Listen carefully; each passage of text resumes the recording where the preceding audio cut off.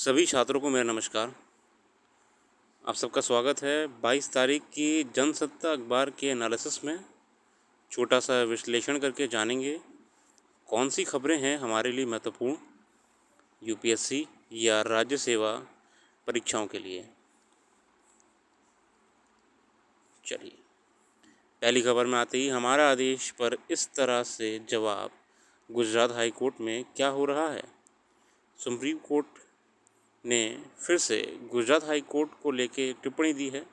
उच्चतम न्यायालय ने बलात्कार की शिकार गर्भवती युवती के मामले में गुजरात हाई कोर्ट के फैसले पर नाराज़गी जताई है। न्यायमूर्ति बीवी नागरत्न और न्यायमूर्ति उज्ज्वल बुवैया की पीठ ने कहा कि देश में कहीं भी ऐसा नहीं होता कि कोई अदालत अपने से बड़ी अदालत के फैसले के खिलाफ आदेश जारी करे।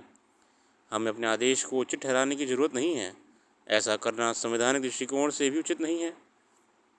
2 सदस्यीय पीठ ने कहा कि आखिर गुजरात हाई कोर्ट में क्या हो रहा है। गुजरात में बलात्कार के बाद 27 हफ्ते की गर्भवती युवती को पीठ ने सोमवार को गर्भपात की इजाज़त दे दी।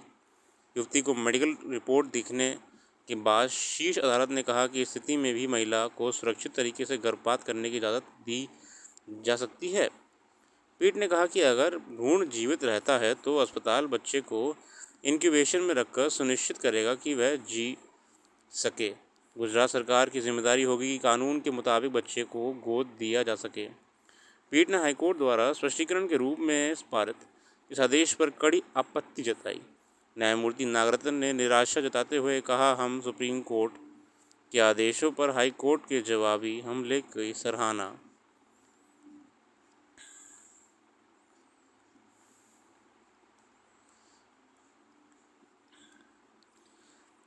इसका कंटिन्यूड आर्टिकल जो होगा वो आपके आगे पेज नंबर 8 पे मिल जाएगा, हम उस पर आएंगे। तब तक के लिए देखते हैं कि ऐसे बलात्कार केस को लेके 2 कोर्ट के बीच में नियमावली और प्रक्रिया को में मतभेद आ रहा है।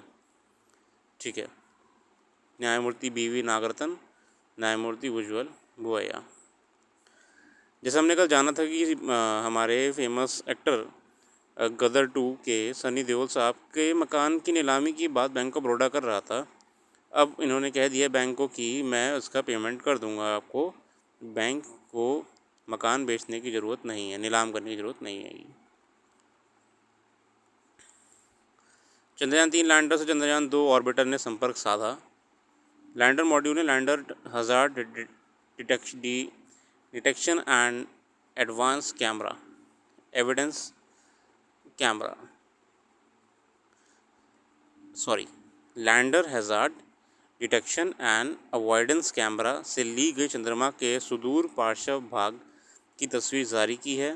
चंद्रयान 3 के लैंडर मॉड्यूल के बुधवार को शाम करीब 6:04 पर चंद्रमा की सतह पर उतरने की उम्मीद है। लैंडर के अंदर एक रोवर होगा, जिस इसरो ने एक्स पर एक पोस्ट में कहा, ट्विटर पर मतलब, स्वागत है दोस्त चंद्रयान 2 ऑर्बिटर ने औपचारिक रूप से चंद्रयान 3 लैंडर मॉड्यूल का स्वागत किया, जो कि पहले से अपना कार्य कर रहा है। हिंदू पंचांग और चंद्रमा की गतिविधि के हिसाब से ड्यूटी करे पुलिसकर्मी। ये एडवाइज़री बेसिकली डीजीपी साहब ने उत्तर प्रदेश पुलिस की निकाली है।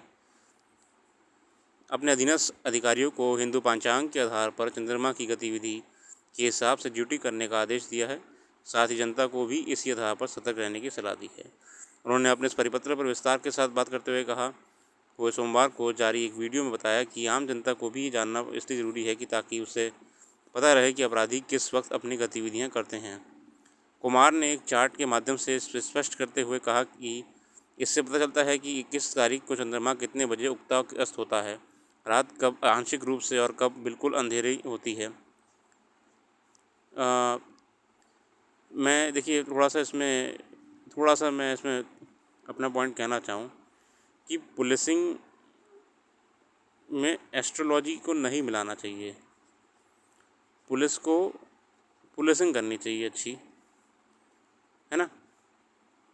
बस मैं इतना ही कहूँगा, ये सब बातें शोभा नहीं देती हैं। बातें ठीक हैं, scientifically it is a very good fact, ठीक है, कि चंद्रमा के हिसाब से अंधेरा कितने बजे होता है, कितने बजे पहले होता है, बाद में देखा जाता है। अगर पुलिस इतनी साइंटिफिकली काम करेगी, कर रही होती, तो आज स्थितियाँ और बेहतर होती, है ना। पुलिसिंग को आप देखिए और बेहतर काम करना चाहिए लोगों की शिकायतें सुनने में, है ना। थानों में प्रॉपरली तमाम प्रकार की समस्याएं लोगों को आती हैं। पुलिस के काम करने के तरीके पे सवाल उठते हैं। पुलिस की काम करने की शैली इतनी बढ़िया नहीं है, ऐसा चर्चा में आता रहता है। इसके ऊपर जो यह पांचांग वगैरह की बात चल रही है, मैं कहता हूँ कि थोड़ा पुलिसिंग में ध्यान देना चाहिए, ना कि एस्ट्रोलॉजी पे। चलिए, मेरा पर्सनल कमेंट है, बाकी मैं इसमें कोई भी विरोध नहीं कर रहा हूँ। यूपी पुलिस अपना काम अच्छे से करती है और यूपी पुलिस ने बहुत अच्छी तरीके से क्राइम को कंट्रोल में रखा हुआ है। चलिए, भ्रष्टाचार की जड़ें। भारत में भ्रष्टाचार की जड़ें इस कदर मजबूत होती गई हैं कि उन्हें काटना शायद सरकारों के वश की बात नहीं रह गई है। अगर आप जानना चाहें कि ये आर्टिकल किससे संबंधित है, बेसिकली जो CVC सेंट्रल विजिलेंस कमीशन ने हाल ही में रिपोर्ट सबमिट करी थी, उस रिपोर्ट में ये मेंशन था कि भ्रष्टाचार के कितने मुकदमे कौन से विभाग के अधिकारियों के ऊपर हैं। तो मैं थोड़ा सा आपको मैं हाईलाइट दूं, पुरानी वीडियो में कवर करा हुआ है मैंने। सबसे ज़्यादा मुकदमे आपके जो कंप्लेंट्स गृह मंत्रालय MHA के अधिकारियों के ऊपर है, रेलवे और बैंक के अधिकारियों के ऊपर है कंप्लेंट सबसे ज़्यादा, ठीक है ना। करप्शन की केंद्रीय सतर्कता आयोग यानी CVC की ताज़ा रिपोर्ट के मुताबिक पिछले वर्ष केंद्र सरकार के विभिन्न विभागों में 1,15,000 से अधिक अधिकारियों के खिलाफ अनियमितता की शिकायत दर्ज हुई। उनमें से करीब आधी शिकायतों का निपटारा हो गया, मगर बाकी अब तक लंबित हैं। उनमें से भी करीब 2/3 मामलों का निपटारा 3 महीने से अधिक समय से लंबित है। अधिकारियों कर्मचारियों के खिलाफ अनियमितता की शिकायतों के निपटारे में देरी एक अलग मुद्दा है। चिंता की बात यह है कि जिस मंत्रालय पर कानून व्यवस्था सुधारने की जिम्मेदारी है MHA पे, उसी में भ्रष्टाचार की शिकायतें सबसे अधिक दर्ज हुई हैं। करप्शन कुछ ज़्यादा ही है। इस मामले में राज्य और जिला तहसील स्तर की स्थिति किसी से छिपी नहीं है। सरकारी विभागों में छोटे से छोटे काम भी बिना रिश्वत के करा लेना बड़ी उपलब्धि मानी जाती है। हालांकि केंद्र व राज्य सरकारों ने इस पर अंकुश लगाने के लिए डिजिटल प्रणाली से पंजीकरण, लेन देन आदि की व्यवस्था कर रखी है, मगर उसके समानांतर अधिकारियों कर्मचारियों ने रिश्वत और कमीशन का अपना रास्ता निकाल रखा है। तहसील और जिला कार्यालयों में तो कई जगह हर काम की दरें तक अघोषित रूप से तय होती हैं। ऐसे में आम लोग में ये धारणा दृढ़ होती हुई गई है कि कोई भी सरकारी काम बिना रिश्वत के हो ही नहीं सकता। ठेकों आदि में भारी कमीशन की शिकायत अक्सर सुनने को मिल जाती हैं, तभी तो करप्शन की केस लग रहे हैं, इनके ऊपर कंप्लेंट फाइल करी जा रही हैं। समावेशी विकास और नीतिगत हस्तक्षेप। लेखक हैं सत्येंद्र किशोर मिश्र। समावेशी विकास एवं प्रमुख नीतिगत प्राथमिकता है। समावेशी का मतलब इंक्लूसिव डेवलपमेंट। सतत विकास का एजेंडा भारत सहित दुनिया के सार्वभौमिक आकांक्षाओं की पूर्ति का समतामूलक है। समावेशी सामाजिक आर्थिक विकास का सामूहिक प्रयास है। वैश्विक गरीबी अपने दायरे और तीव्रता के कारण नीति विश्लेषकों के लिए चिंता का सबक रही है। इसमें वर्ष 2030 तक सभी उम्र के बहुआयामी गरीब आबादी के हिस्से को कम से कम आधा करना है। दुनिया भर भरे लोग लगभग आधे गरीब दक्षिण एशिया में रहते हैं। वर्ष 2003 में दक्षिण एशिया में 53.4 करोड़ व्यक्ति वर्ष 3 में प्रतिदिन $1 से कम पर जीवन यापन करते थे। वर्ष 2004-2005 में भारत में राष्ट्रीय गरीबी रेखा के अनुमानों में 27.5% यानी 1/4 से अधिक आबादी गरीब रेखा से नीचे थी। संख्या के हिसाब से भारत में 30.2 करोड़ गरीब थे। जीवन यापन के जरूरी मानदंडों के अनुसार अति गरीब था। अंतर्राष्ट्रीय गरीबी रेखा प्रतिदिन $1 की आय के हिसाब से भारत को लगभग 34% आबादी गरीब थी। प्रतिदिन $2 की आय की गरीबी सीमा मानने पर यह लगभग 80% होगा। आज भारत की लगभग 130 करोड़ आबादी में लगभग 60% विश्व बैंक की औसत गरीबी रेखा प्रतिदिन $3.10 के आय स्तर से कम पर जीवन यापन करते हैं, जबकि 21% यानी लगभग 25 करोड़ आबादी प्रतिदिन $2 आय स्तर से कम पर गुजारा कर रही है।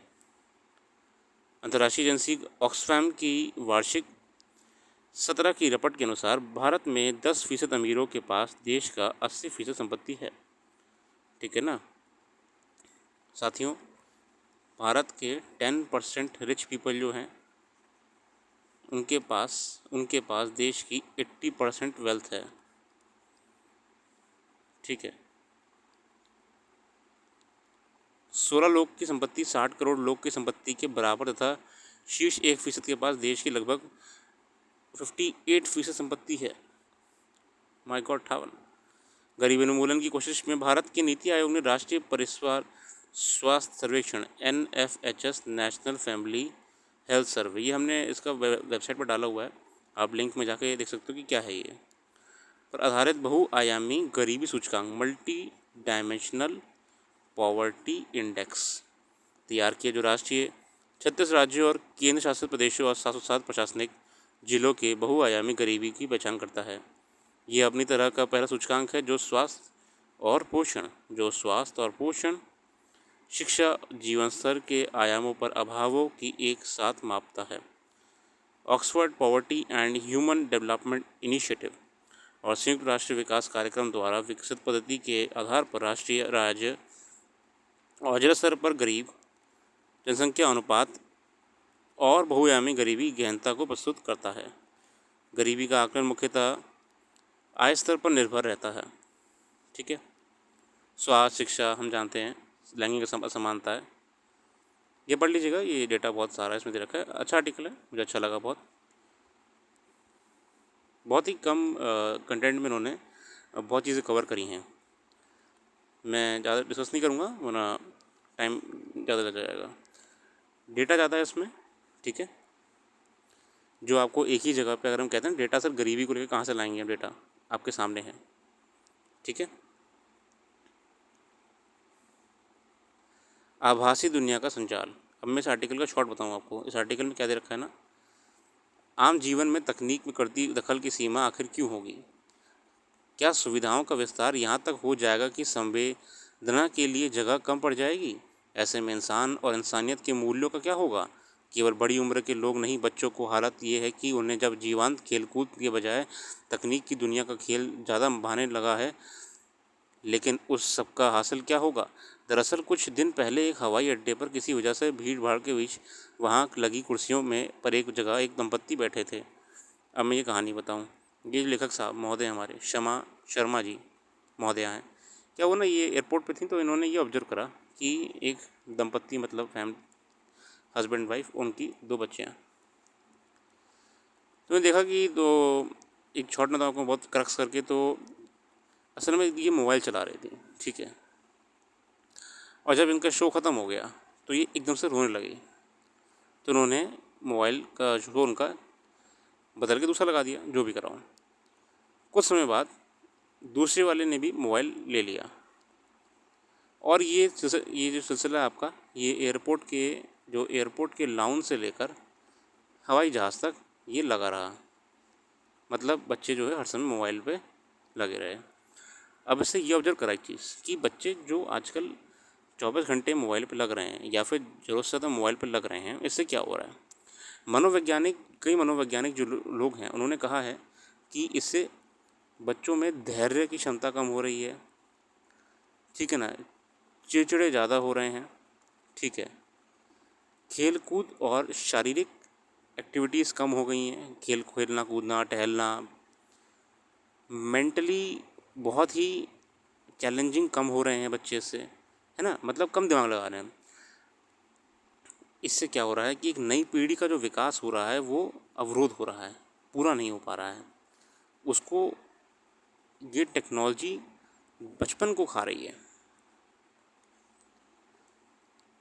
बाहर खेलने की आदतें कैसे बढ़ेंगी? इसी बहाने दुनिया को जानने समझने की जो आदतें विकसित होती हैं, उन्हें कैसे सीखेंगे? क्या जल्दी ही उन्हें मोटे चश्मे लग जाएंगे? स्क्रीन को देखना बच्चों के लिए खतरनाक है। मान लिया जाए कि माता पिता फिर ज़िद की पूरी कर भी दें, लेकिन स्कूल में तो ऐसा नहीं होता, और ना ही वहाँ हर समय मोबाइल का उपयोग किया जा सकता है। यही नहीं, बाहरी दुनिया भी इस ज़िद का पूरा नहीं करती। फिर हर वक्त बैठने रहने और मोबाइल या लैपटॉप पर कुछ देखते हुए अक्सर बच्चे कुछ ना कुछ खाते रहते हैं। आमतौर पर ये डिब्बा बंद ही होता है, मतलब वही पैकेट फूड। बच्चों की छोटी उम्र में ही घातक रोग, जिन्हें जीवन शैली में बड़ी बीमारियां जुड़ी कहते हैं। एक समस्या जो हम हमेशा से रही थी, बच्चों में आ रही है, जिसे हम लोग कहते हैं ओबेसिटी, जिसे हम कहते हैं ओबेसिटी, मोटापा। बच्चों में बैठे बैठे मोबाइल देखते रहना, वीडियो गेम्स खेलते रहना, इससे क्या हो रहा है कि फैट डेवलप हो रहा है, फिज़िकल एक्टिविटीज़ कम हो रही हैं, आई साइट वीक हो रही है। ये स्वास्थ्य प्रॉब्लम्स जो हैं आपकी, ये बहुत बड़ा चिंता का विषय है साथियों। आने वाले पीढ़ी के लिए और इस पीढ़ी के लिए खासकर, जो ये सुविधाएं प्रोवाइड करा रही है, बच्चे माता पिता की ओर को और माता पिता उन्हें समझते हैं। इन दिनों बहुत से किशोर होते बच्चे इस बात की शिकायत करते हैं कि माता पिता उनसे बात ही नहीं करते, पूरे दिन दफ्तर में रहते और लौटने के बाद अपने मोबाइल या कंप्यूटर में व्यस्त रहते हैं। जो लोग इस समस्या की जटिलता को समझते हैं, वह इस लत के शिकार बच्चों के माता पिता से कुछ कहना चाहते हैं, मगर उनके मन में डर है बैठ जाता होगा। मान लिया जाए कि बच्चों को अच्छाई के लिए उन्हें सलाह दी जाए और यह सुनना पड़ जाए कि हमारे बच्चे, हम जानेंगे आप बीच में बोलने वाले कौन हैं। ऐसे बच्चों के बारे में सोचना पड़ता है कि किन हालात में वह दुनिया से बेखबर अपने अपने मोबाइल में व्यस्त हो जाते हैं। तकनीक की बच्चों के जीवन में इतनी घुसपैठ भला क्यों होनी चाहिए। तो ये आर्टिकल बेसिकली वर्तमान समय में जो एक समस्या है पारिवारिक, और आने वाली पीढ़ी को लेकर जो समस्या है तकनीकी, जिससे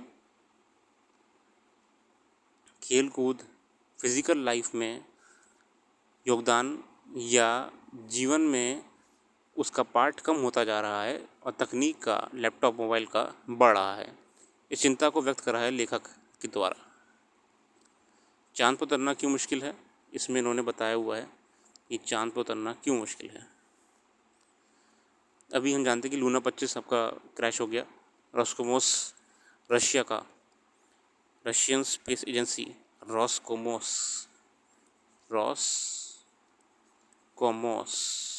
का ये आपका मून ऑब्जर्वेशन प्रोजेक्ट था।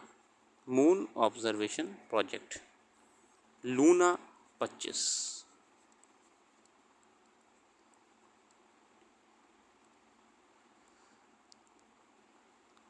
चांद पर उतरने के लिए एक साथ कई चीज़ों की सटीक होना जरूरी है। चांद पर उतरने के लिए सटीक नौवहन दिशा निर्देश, सटीक उड़ान, समतल जगह की जानकारी, सटीक समय पर थ्रस्टर का चलना और सही समय पर थ्रस्टर की गति को कम करना ज़रूरी होता है। चांद पर जब कोई यान उड़ता है तो वह एक तरह से गिर रहा होता है।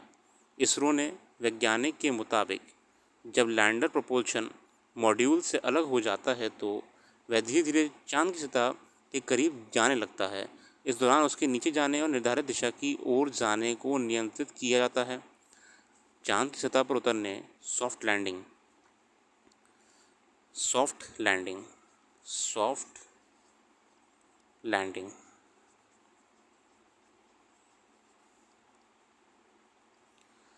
सॉफ्ट लैंडिंग के लिए लैंडर की गति 3 मीटर प्रति सेकंड तक कम करने की ज़रूरत होती है। ये थ्रस्टर्स होते हैं ना, ये थ्रस्टर क्या होते हैं ना, अगर आप मान लो एक बार को ये है लैंडर, इसे लैंड करना है। थ्रस्टर क्या होता है, हर कोने पे एक, ये जैसे अपन की गाड़ी में वो होता है साइलेंसर, तो ये बड़े बड़े साइलेंसर टाइप होते हैं थ्रस्टर्स। ये क्या होते हैं, एकदम से हवा का इतना तेज वो भेजते हैं, तेज झोंका समझ लीजिए।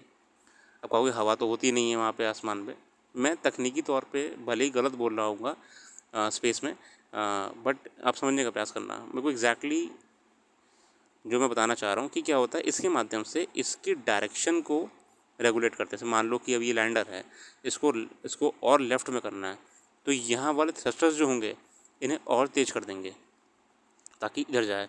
मान लो इसे थोड़ा ऊपर करना है तो थ्रस्टर नीचे वाले इन्हें और तेज़ कर देंगे। ये बहुत तेज तेज आपकी धक्का देंगे तरीके से देखा जाए तो, जिससे ये ऊपर जाएगा लैंडर आपका, ठीक है ना। तकनीकी तौर पे क्या होता है मैं आपको बिल्कुल बताऊंगा इसके बारे में, अभी के लिए आप समझने का प्रयास करो ऐसे ही। चलिए, यहाँ बेसिकली अहम ताकत बनता भारत। ब्रिक्स मीटिंग में जोहानसबर्ग जो होने वाली है, जोहानसबर्ग में 22 से 24 अगस्त तक 15वें ब्रिक्स शिखर सम्मेलन का आयोजन किया जा रहा है, जिसमें हिस्सा लेने प्रधानमंत्री नरेंद्र मोदी जाएंगे, जोहानसबर्ग जाएंगे। और ये कोविड-19 के बाद पहली बैठक है, फिजिकल सब राष्ट्राध्यक्ष मिले होंगे। ब्रिक्स में भारत का एजेंडा साफ है, भारत का ध्यान राष्ट्रीय मुद्रा की मजबूत करने पर है। भारत और चीन, पिछले दिनों चीन के विदेश मंत्रालय ने एक बयान जारी किया। दिलचस्प है कि तब भारत की ओर से जो बयान जारी किया गया था, जिसमें मोदी और जिनपिंग की मुलाकात का जिक्र ही नहीं था। वैसे हम जानते हैं कि जो मीटिंग हुई थी ना कि चीन राष्ट्रपति जी की और मोदी जी की, हालांकि बाद में विदेश मंत्रालय ने इस बात पर मोहर लगाई थी, ये हमने वीडियो बताया हुआ है आपको। तभी से कूटनीतिक हलकों से में पूछा जा रहा है कि क्या चीन भारत के साथ रिश्तों को सहज दिखाने की कोशिश कर रहा है। हाल ही में भारत और चीन के बीच सीमा विवाद को लेकर सैन्य कमांडर स्तरीय 19वीं दौर की बैठक के बाद जारी बयान में सकारात्मक, रचनात्मक और गहन जैसे शब्दों का इस्तेमाल कई संकेत देते हैं। अब ये 19वीं बैठक सैन्य कमांडर स्तरीय हुई थी, ये हमने पुरानी वीडियो बताया हुआ है आपको, इसलिए मैं कहता हूँ कि हमेशा पुरानी वीडियो को ज़रूर देखा करिए। SCO की कूटनीति, SCO बैठक में ईरान सदस्य बन गया। अपन लोग जानते हैं कि SCO शंघाई कोऑपरेशन ऑर्गेनाइजेशन जो आपकी है, ये हमारी IR में बहुत ज़रूरी है। आप लोग बताइए कि इसकी स्थापना कब हुई थी, इसका मुख्यालय है तो है कहाँ, और ये बताइए इसके सदस्य कौन कौन हैं। कमेंट सेक्शन में मैं इंतज़ार करूँगा आप सभी का। ठीक है, इस आर्टिकल में इतना ही दे रखा है।